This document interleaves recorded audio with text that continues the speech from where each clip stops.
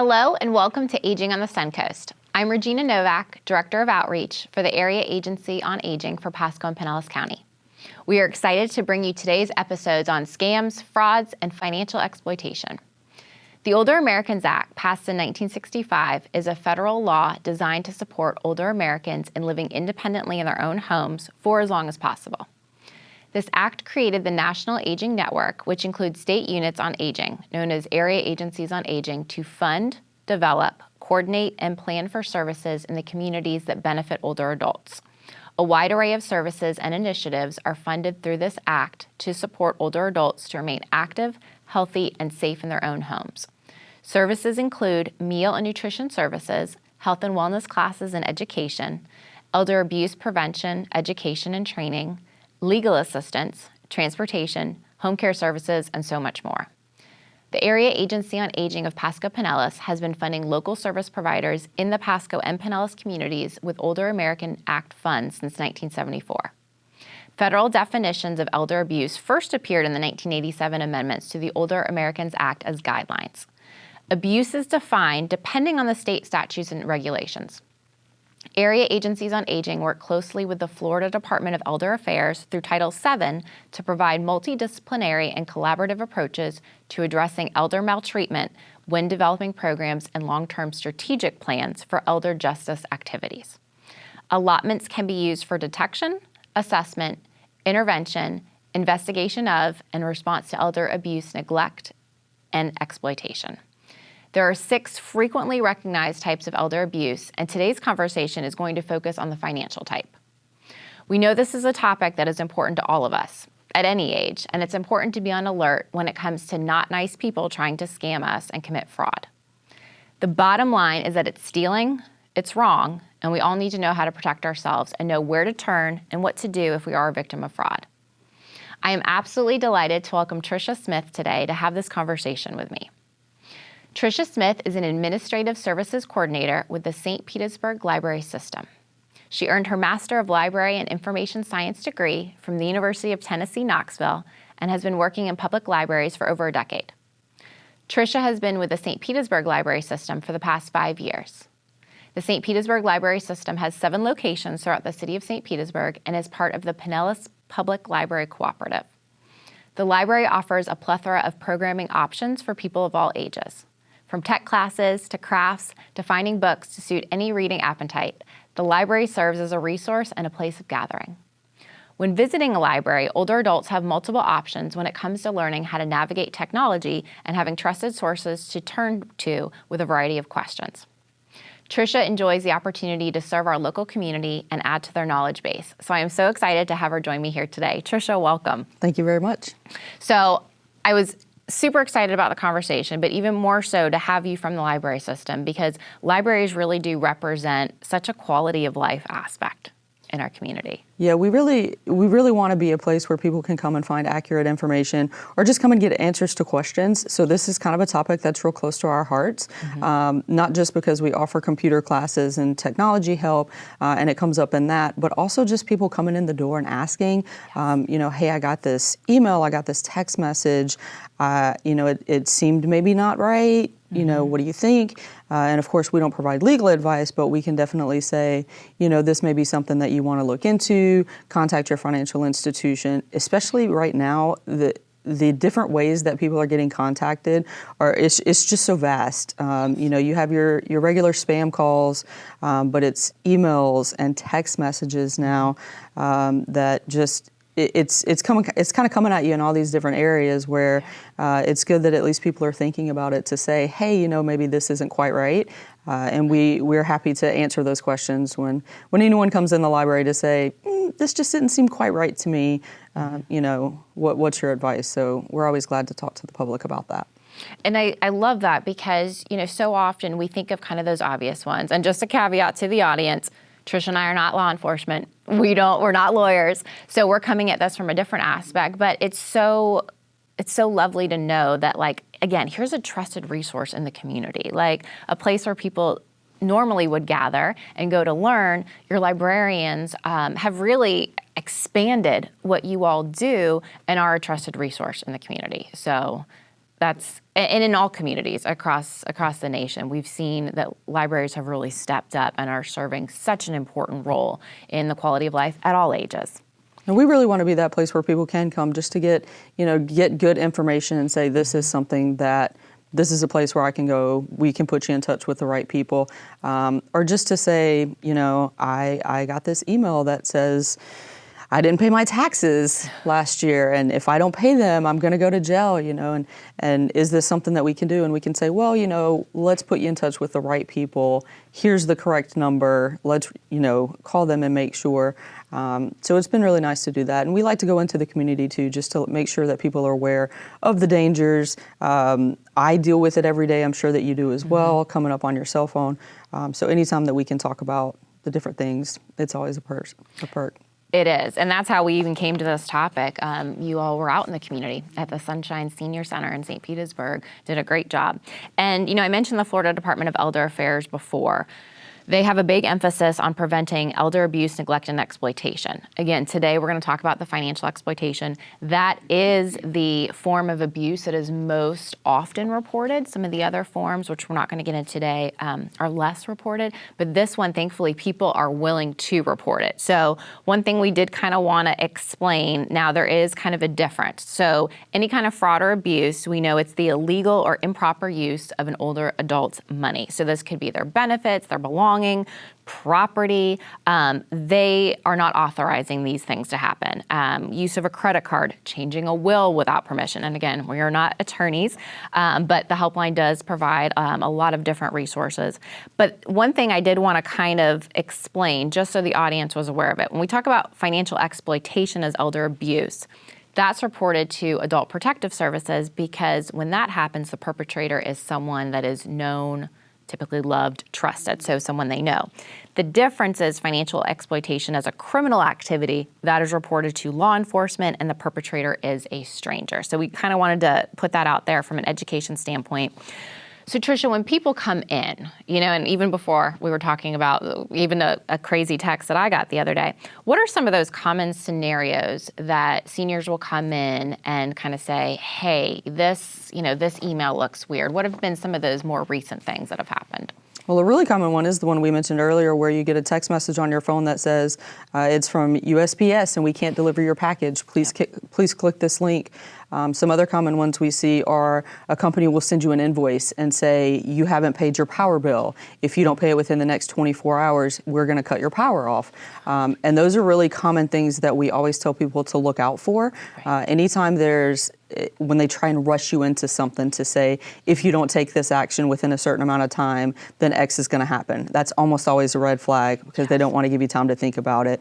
That comes up a lot. But it can also be things that are even a little bit more like a long-term, like a longer conversation, especially on social media. That's something that comes up a lot, where people will try and befriend you, or, where there will kind of be like a romantic aspect to it, of this long-distance relationship, and then say, oh, well, I'd really love to come and visit you. Could you send me money for an airplane ticket, and things like that. So it's not always this immediate, please respond. Sometimes it's more long-term of putting that work in, and somebody that you talk to and you feel like you trust. Right. So you really have to be cautious with anything that's coming up like that as well. And that's one of the things that I love about having that community aspect, is that, we don't know where every older adult is. Do they have someone at home? Do they have children that are in the area, grandchildren?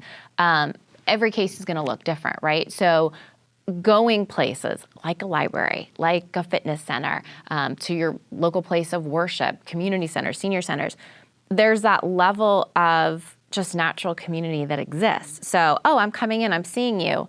Hey, Tricia, by the way, there's sort of like that trusted relationship that's built. So it kind of gives that avenue of a higher likelihood that people are going to ask for help and maybe second guess before they do something. And even provide an opportunity, even if you're not coming to the library specifically for, a computer class or to ask a question about this, if you're coming for a knitting group or a craft class, you're going to meet other people who are potentially in the same situation. And those conversations kind of happen naturally. I got the weirdest email the other day. Oh, I've gotten something similar to that. And I think the more that we talk about it, that's really going to be the key to just make sure that people are thinking about it and being cautious about what they're doing anytime you're on the computer or your phone. It's just, you have to be cautious about it. So when someone comes and they have, again, an email thing, or like we were talking before, I got the text message from the U.S. Postal Service, what kind of assistance, guidance, training, from your perspective, what are some of those things that you're able to kind of assist an older adult with when they come to you with this? So our biggest thing is making sure they know who to contact and kind of why we're leading them in that direction. So things to look at in an email or a text message for why we are maybe telling you to think a little bit more about this.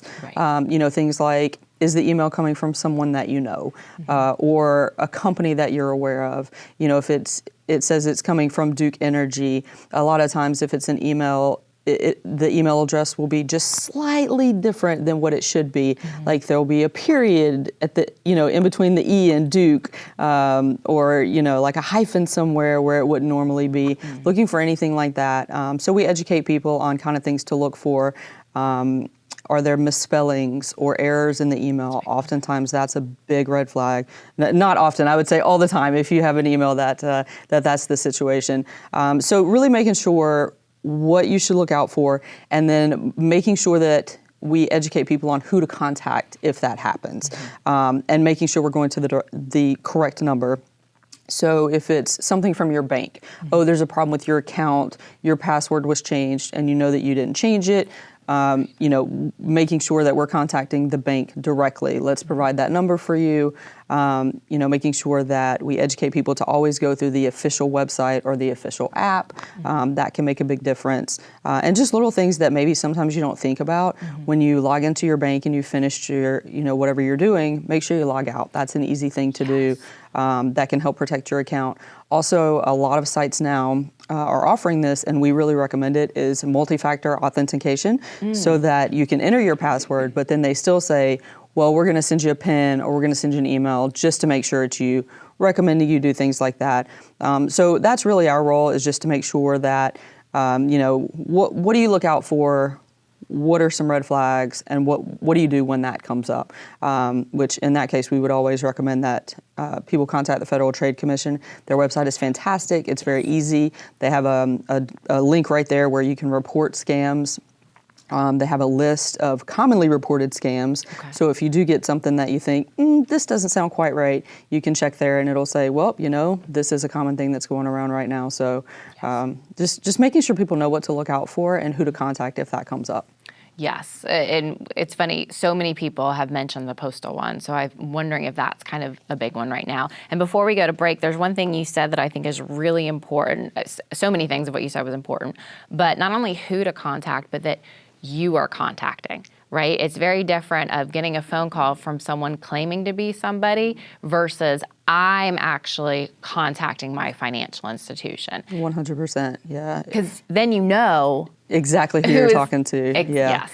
And if let's say it is an example where your bank did contact you, if you say on the phone, you know what, I'm going to call you back.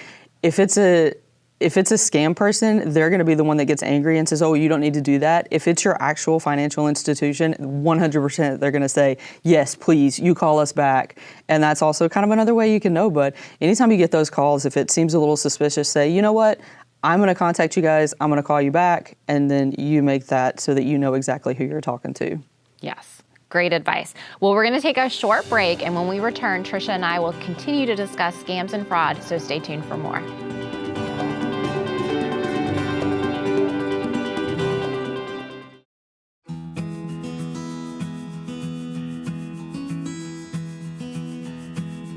Tired of getting unwanted calls on your mobile phone? Here's what you can do about them. Your best option is a call blocking app. An app can stop scam calls before they get to you, silence calls from unknown numbers, or send suspicious calls straight to your voicemail. Some call blocking apps are free, some are not. Search your online app store and read the reviews. Also, ask your carrier about call blocking services. You can also check your phone settings to find features like the Do Not Disturb setting. Call blocking won't catch every unwanted call. Report unwanted calls to the FTC. Tell us the number on your caller ID and any number you're told to call back. Learn more at ftc.gov/calls.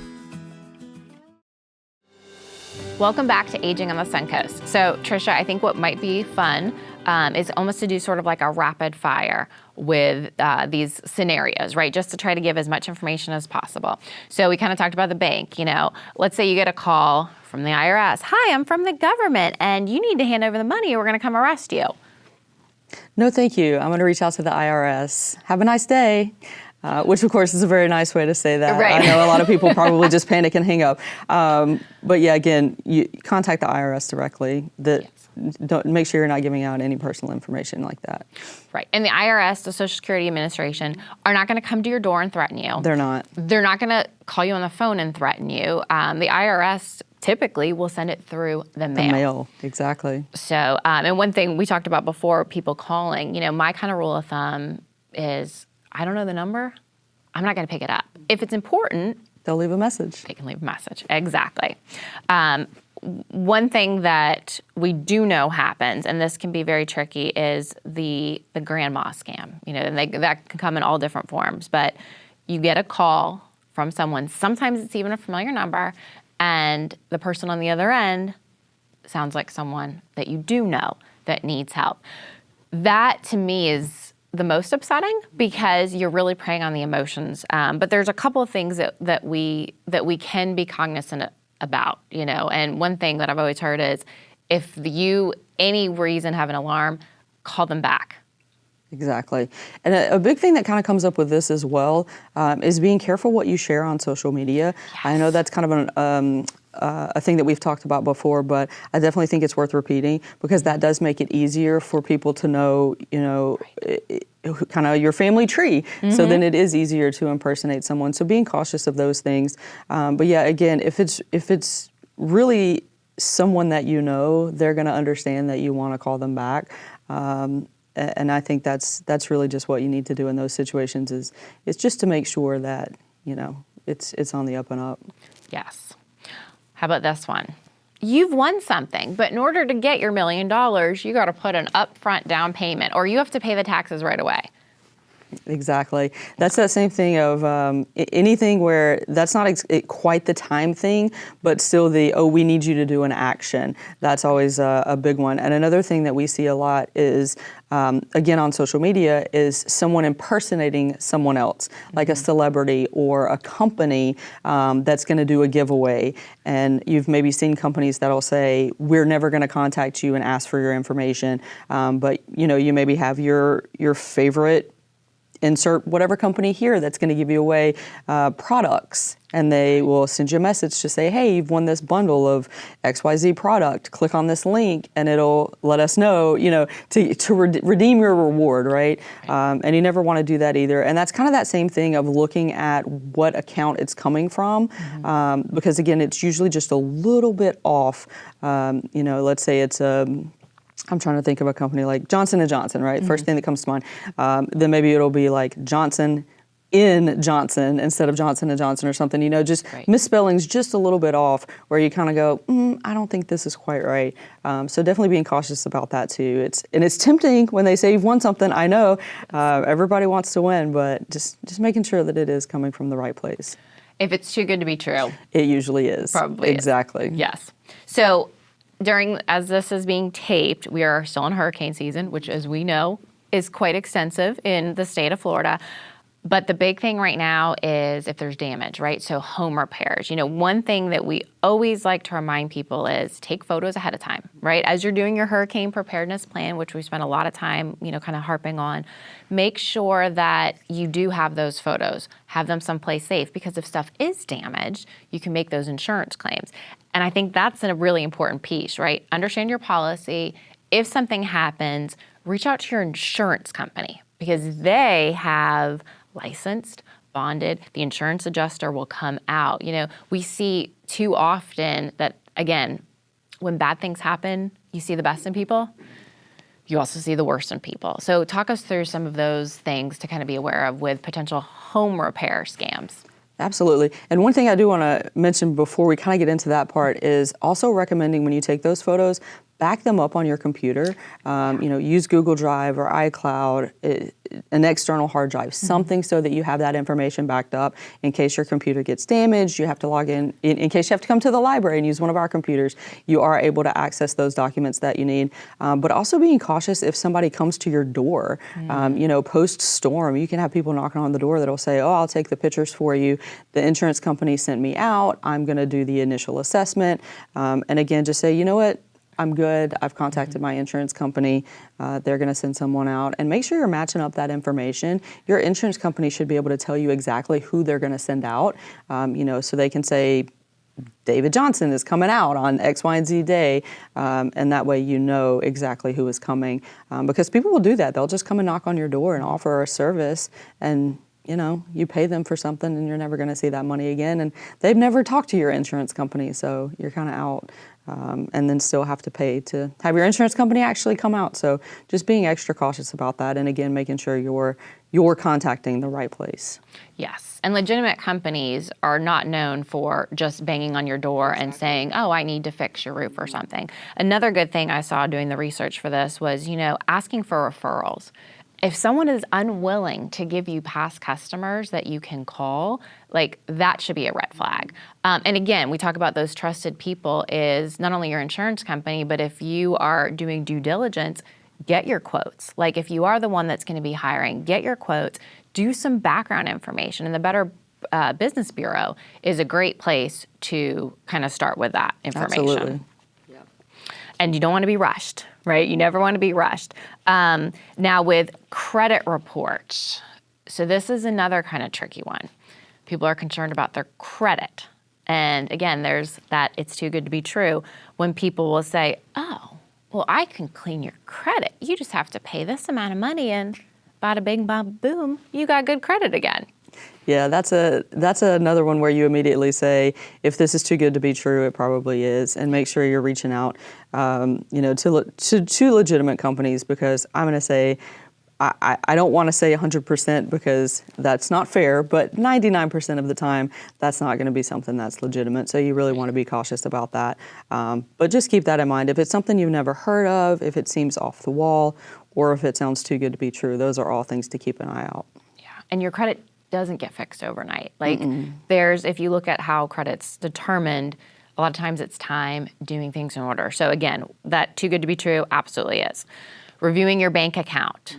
This is, automation, love it. But one thing that we've seen with automation is it's a set it, forget it. That's not what it's meant to be.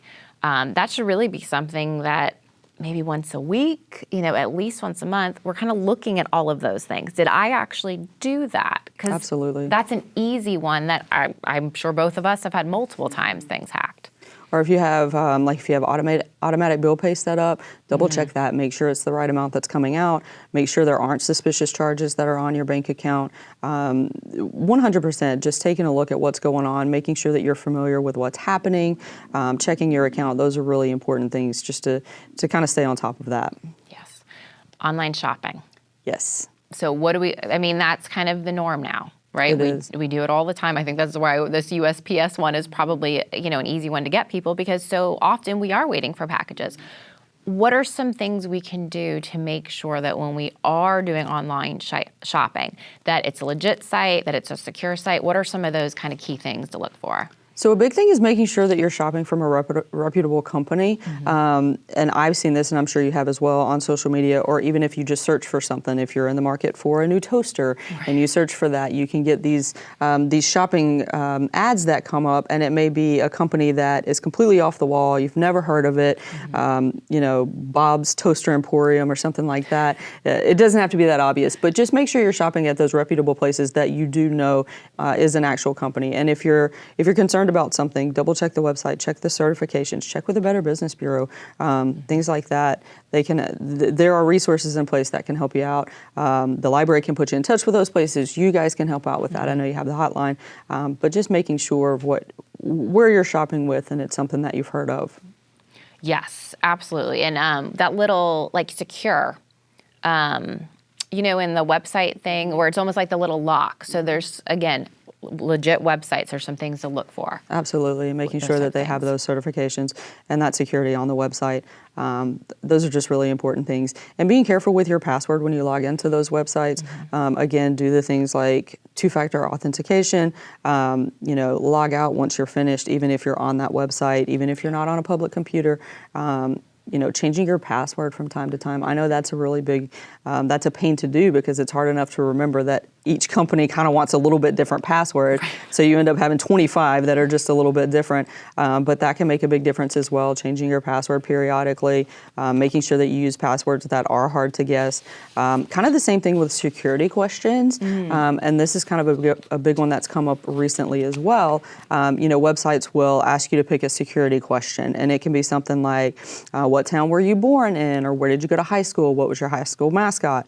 So picking those questions that only you know the answer to, but also being cautious on social media, because some of those quizzes that come out, they will ask those questions, and it's kind of an easy way for people to get the answer to those questions that ordinarily no one would know. Like, just something fun like, it's what's I can't think of an exact example now, but something like, what is your, if you were a dessert, what would your dessert name be or something, right? And it's like, if you're born in this month, and what street did you grow up on? Well, that's a common security question of what's your address or where did you grow up? So being cautious about things like that too, and not providing that personal information. Something that you don't really think of that would make a difference could end up making a big difference in the end. Yes, I know all those. I don't mean to say it like this, but we have to be constantly diligent. Not from a space of paranoia that I don't want to suggest that, but we do have to be aware. We have to be aware that not everybody has our best interest, that this does exist. And one thing before we do kind of wrap up, with the Helpline, one of the things that we do are legal referrals. When it comes to contracts, again, we are not attorneys. Don't ever bring us your contracts. But I need to understand what I'm signing with anything, right? I mean, you sign anything anywhere. You need to know what you're signing. So I think to kind of wrap this all up, stay connected to people, know who you can trust, and ask the question, right? There's no stupid question. Like, it is better to be hyper vigilant than to just be like, oh, it's fine. 100%. Always better just to double check. Yes. As librarians, we're happy for you to come in and ask us a question. That's what we're there for. We will put you in touch with the right people. We'll make sure that you have the right information. And anyone that's genuinely trying to help you is not going to get irritated that you're asking those questions. We're going to be happy, and we're going to make sure that you're taken care of. Same thing with your bank. If you call and you're asking those questions, when it's actually your bank, they're going to be happy to help you versus someone who's trying to take advantage of you. That's when you get in those pressure situations of, well, we just need you to make the payment. You have to do it right now, or you're going to lose this, you're going to lose that, or anything like that. People who are actually trying to help you are going to take the time to say, let's make you feel comfortable about this. So exactly. Ask. It's always better to ask, right? Always. Well, Tricia, I so appreciate you coming here. So appreciate what you all are doing at the library. And this was a lot of fun. So thank you. Thank you so much. Yes. So we are so excited that you joined us today. Big shout out to library staff across Pinellas and Pasco County. Y'all are amazing. And we just want to thank you for providing so much support, such enriching and creative outlets for people of all ages. It's important for all of us to be aware that scams and fraud exist, and we need to keep a watchful eye. If we don't understand something, we need to investigate further and have trusted people in our lives to turn to. Throughout this episode and in the show notes, you will find a plethora of resources that can assist you if you are a victim of fraud. Our helpline can help connect you to legal assistance, as well as so many other services and programs. That number is 1-800-963-5337. We hope you learned a great deal from this month's broadcast and that you will join us for future episodes. Thank you for tuning in, and we'll see you next month with another installment of Aging on the Suncoast.